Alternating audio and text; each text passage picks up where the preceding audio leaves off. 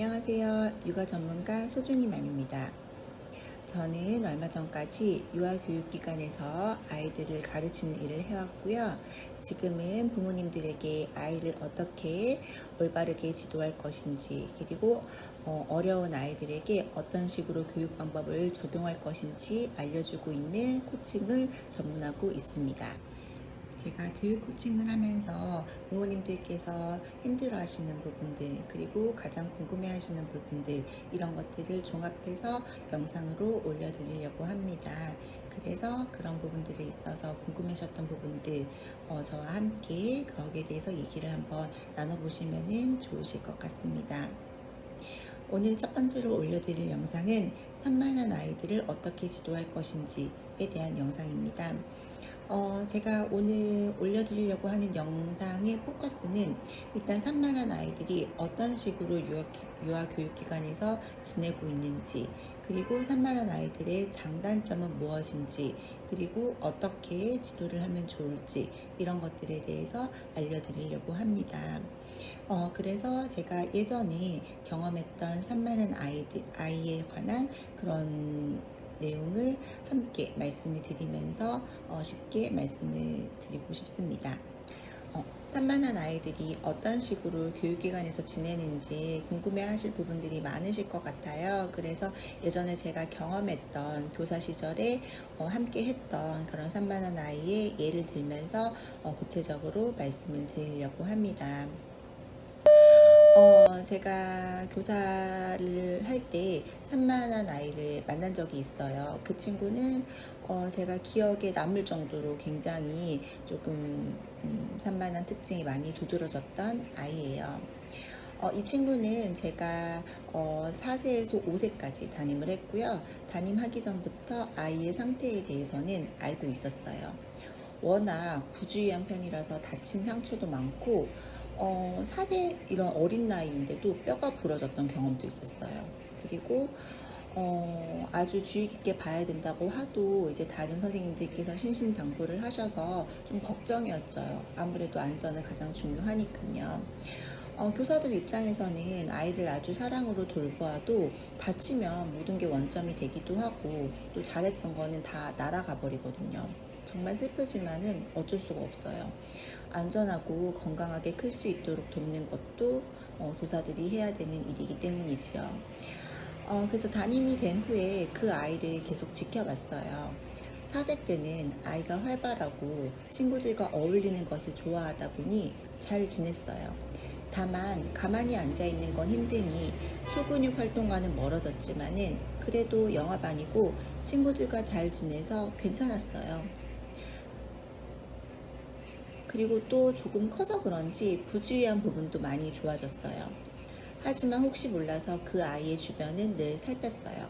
살피다 보니 그 산만한 아이의 특징이 대충 그려졌어요. 장점은 역할놀이와 같은 사회적인 활동에서 주도를 하고 친구들도 잘 따른다는 것과 호기심이 많다는 것, 또 에너지가 많다는 것이었고요. 단점은 주변 세계에 너무 관심이 많아서 집중이 약해 앉아서 하는 활동을 하지 않으려고 하는 것과 호기심으로 인해 뭐든지 만져보고 경험해 봐야 한다는 것이었어요. 뭐든지 만져보고 싶어 한다는 것은 안전하지 않은 것도 다 경험하려고 하는 것이기에 여러 명을 돌보아야 하는 교사 입장으로서는 긴장되는 아이였어요. 그렇게 1년은 별탈 없이 지나갔고 아이의 특성을 잘 파악한 상태에서 5세 반으로 한 번 더 담임을 하게 되었어요.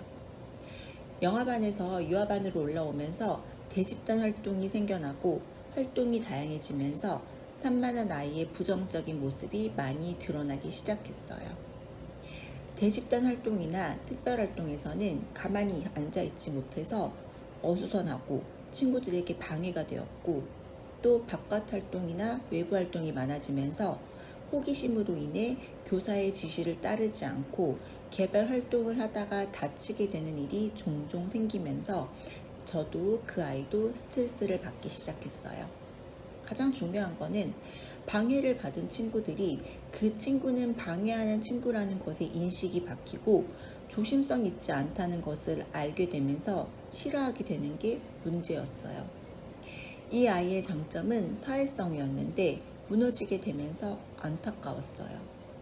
설상가상으로 아이의 어머니는 가만히 앉혀서 쓰기와 같은 학습적인 활동을 해주시길 부탁하셨고, 아이의 산만함을 억지로 또 혼냄으로써 고치려고 하시는 것 같았어요.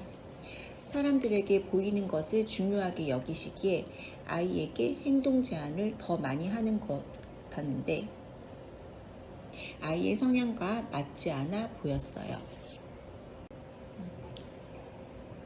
악순환에 꼬리를 물면서 아이는 가만히 있으면 부들부들 떨 정도로 힘들어하였고, 일부러 친구들을 치고 가고 공격하는 모습을 보였어요.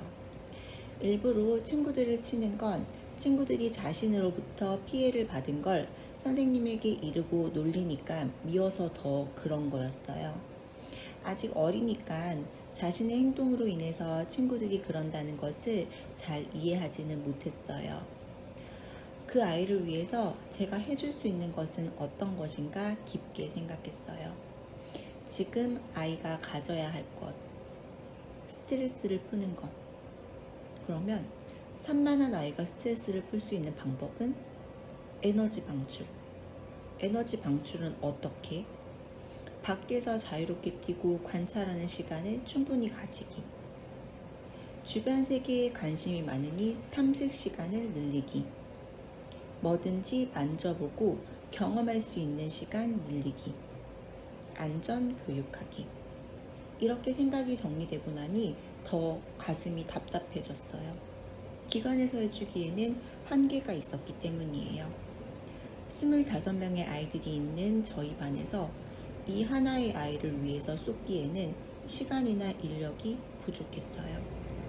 이 아이는 오전 8시에 등원해서 오후 6시 30분쯤 귀가를 하는데, 기간이 아무리 편하다고 해도 집보다는 불편할 것이고 정해진 틀에 따라야 하기 때문에 스트레스를 해소하지 못한 산만한 아이의 산만함이 더 늘 수밖에 없는 구조였어요. 마음 같아서는 오후 2시쯤 하원에서 마음껏 뛰고 산으로 들로 다니는 활동을 하면 좋겠다고 생각했지만, 바쁘신 부모님들께서 그렇게 해주시기는 쉽지 않았어요. 더욱이 이 아이의 어머니는 저와 다른 교육관을 갖고 계셨기 때문에 상담도 큰 의미는 없었어요. 그렇게 나빠진 상태에서 1년이 끝나고 6세가 되었어요. 그 후로 제가 담임을 하지는 않았지만은 더 나빠졌다고 얘기를 들었고, 어머니의 태도도 바뀌지 않았다고 전해 들었어요. 결국 저는 산만한 아이의 행동 수정을 하지 못했지만, 글을 쓰는 이유는 지금 상담을 하면서 양육자들께서 자주 질문을 하시기 때문에, 그리고 기관에서 그런 아이들이 어떻게 지내게 되는지 알려드리고 싶어서예요. 저는 아이의 문제를 해결하기 위해 가장 먼저 에너지 방출을 포커스로 잡았어요.